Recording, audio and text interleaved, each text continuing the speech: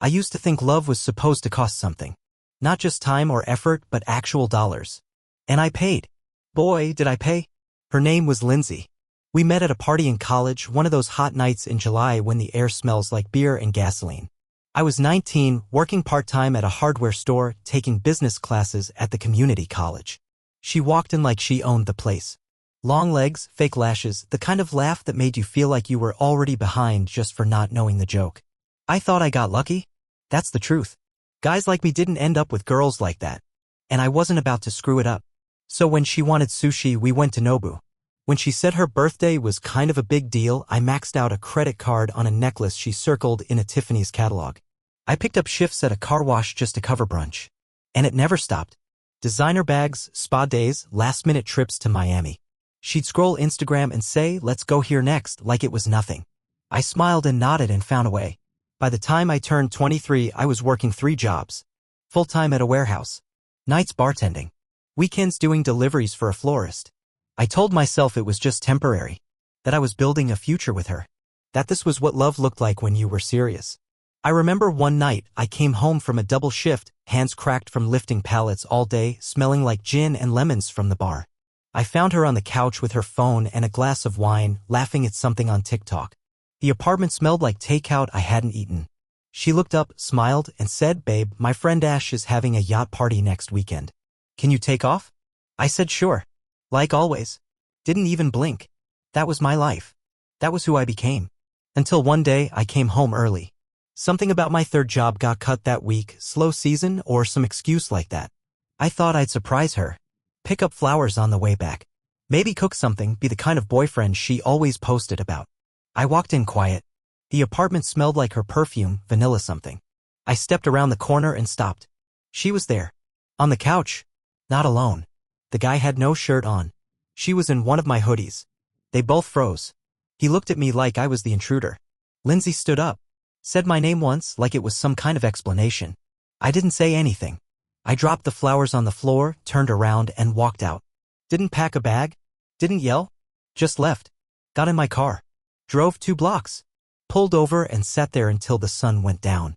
I wish I could say I cried. Or screamed. Or called someone. But I didn't. I just sat there, staring out the windshield, hands clenched so tight they left marks on my palms. And in that moment, all I could think was, what the hell was I doing all this for? What was I even trying to prove? She called that night. Once. I didn't answer. She texted 2 days later. "Can we talk?" I blocked her number. And then I went back to work. Because that's all I knew how to do. After Lindsay, I didn't slow down. Didn't have the luxury. Rent still had to be paid. Credit cards were still due. My name was still on everything, even if hers wasn't. So I worked. Like a damn machine. Warehouse during the day. Bartending at night. Took on a 4th gig driving rideshare in the early mornings when the bars closed and the airport crowd needed lifts. I'd sleep maybe 4 hours, if that. Some days, not even in a bed, just in the car, engine running, seat reclined, hoodie pulled over my face. I told myself I wasn't doing it for anyone this time. That I was just trying to dig out of the hole I'd helped build. But if I'm being honest, there was part of me that still felt like I had to prove something. To who, I don't know. Maybe just to myself. The worst part wasn't the work. It was the silence. You get used to being needed. Even if it's fake. Even if it's just someone texting you because they want sushi or a new purse. When that's gone, you don't know where to put your hands anymore. I'd finish a shift and reach for my phone out of habit. Nothing there. Just the clock ticking toward the next job.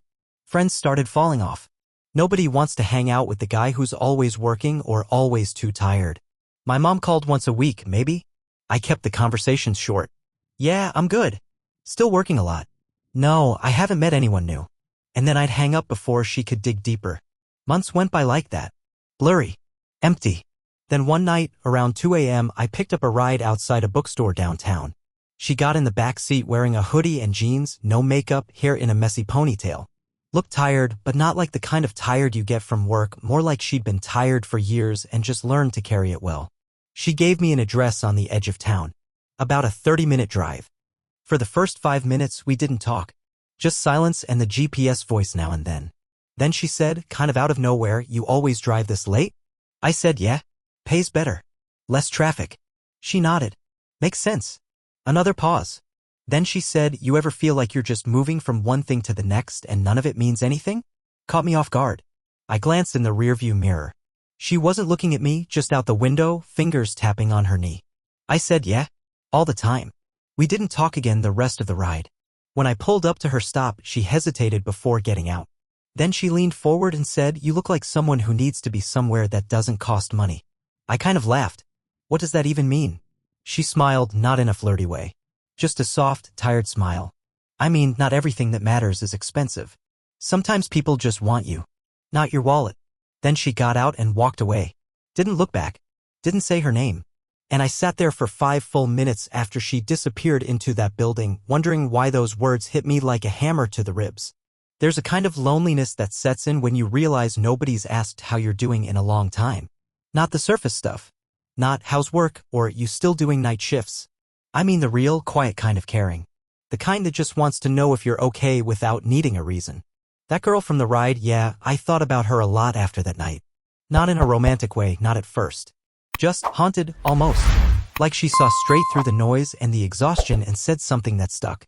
"You look like someone who needs to be somewhere that doesn't cost money." I didn't know her name. Didn't expect to see her again. But a week later I did. Same spot. Late night again. I pulled up and there she was, same hoodie, same tired eyes. She climbed in and said, "Oh, it's you." I said, "Yeah. Small world." She gave the same address. This time, we talked a little more. Her name was Jenna. She worked at a nonprofit that did food programs for single parents. Said she used to be one. "Still am, technically," she laughed. "But my son's 20 now, lives in Oregon. Barely answers my texts." She asked what I did besides driving. "Warehouse," I said. "And bartending. And a couple other things." She looked at me for a second, then said, "That's too many things." I shrugged. "Gotta keep the lights on." She didn't argue. Just nodded, then said, "What would you do if the lights were already on?" I didn't answer. Because I didn't know. We had a weird pattern after that. She'd ride maybe once or twice a week. Always late. Always alone. I'd try not to hope for it, but when I saw her name pop up on the app, it made the shift easier. One night, she said, "You should come to the park with me." I blinked. "What park?" "Middleton. It's got a trail and this old dock that nobody uses at night. Peaceful. You look like you haven't had peace in a while." I don't know what made me say yes. Maybe it was the way she didn't expect anything. Or maybe I was just tired of the same roads. We parked by the trailhead, walked in silence. She brought a flashlight, a flask of tea, and a little blanket she laid out on the dock. We sat, legs dangling over the water. "Do you ever miss who you were before all the jobs?" she asked. "I don't even remember him," I said. She nodded like that made sense. Then she said something that changed everything. "You don't have to buy anything to be worth something, you know." I didn't answer. Just sat there, staring at the black water. No city lights. No notifications. Just that silence I thought I hated until it finally felt like relief. We sat for 2 hours. Talking. Not talking. Just being. And that's when I realized it wasn't the money I'd been chasing. It was feeling wanted. And for the first time in years, I felt that without handing over a damn thing. Jenna never asked me for anything.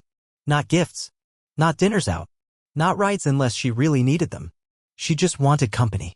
We started meeting at that dock twice a week. Sometimes after one of her shifts, sometimes after one of mine. She'd bring tea or some leftover soup from her office kitchen. I'd bring whatever snacks I had stuffed in my car. Gas station peanuts, usually. We didn't talk about the past much. I think she could tell I wasn't ready. But little pieces leaked out. One night, she asked what my longest relationship was. I told her about Lindsay. Just the basics. She liked expensive stuff. I worked a lot to keep up. Came home early once. Found her with someone else. Jenna didn't react the way most people did. No gasps or "what a bitch" or anything like that. She just said, "That must have made you feel small." And damn if that didn't hit harder than the memory itself. I asked her about her son. She told me he left at 18, said he needed to breathe. "I get it," she said. "I just thought maybe I'd still be needed a little longer." We were two people used to being useful, not loved. One night, after a long silence, I said, "I don't know how to just sit still anymore." She said, "That's because nobody ever told you stillness was allowed." That was the night I held her hand for the first time. Not a big moment. No fireworks. Just two tired hands, finding each other on a splintered dock under a quiet sky. I didn't even know if we were together. It wasn't about that. She never called me her boyfriend. I never called her my girlfriend. But she showed up. She remembered things. She asked how I slept, not how much money I made. One afternoon, I tried to do something nice. Picked up food from this fancy place I used to take Lindsay. Cost me half a shift. Jenna opened the bag, looked at it, then looked at me. Why'd you do this? I thought you'd like it, I said. She shook her head gently. I don't like it when you think you have to prove something. That was the end of that. We ate sandwiches from a corner deli the next week. Cost $6. Tasted better. I told her once I still had 3 jobs. She just said, why? I started cutting shifts after that. Dropped the bar job first. Then the early morning driving. Kept the warehouse. It was enough once I stopped bleeding cash on status. Funny thing is, I didn't feel like I was losing anything. I felt lighter. Jenna never pushed. Never asked for more time. But every time I showed up, she made space for me like I'd been expected all along. Sometimes I'd catch myself staring at her while she talked. Just waiting for the other shoe to drop. For her to say, I need more, or I found someone else, or this was fun, but she never did. She just wanted me there. Just me. Mess and all. It didn't fix me overnight. That's something nobody tells you. Even when you find someone who sees you, who actually gives a damn, your brain still runs the same old tape. You still flinch when the phone buzzes. Still brace for the ask, for the angle. Still wake up at 3 a.m. wondering if you're being played and just too dumb to notice. But Jenna was patient in a way that made the old habits feel loud. We started spending more time in daylight. She'd stop by the warehouse with coffee some mornings. Just show up, hand it to me, kiss my cheek, and leave. Didn't ask for anything. Didn't stay long enough to be a distraction. Just long enough to be felt. One Sunday, I helped her fix her kitchen sink. Took all afternoon. I scraped my knuckles and cursed more than I should have.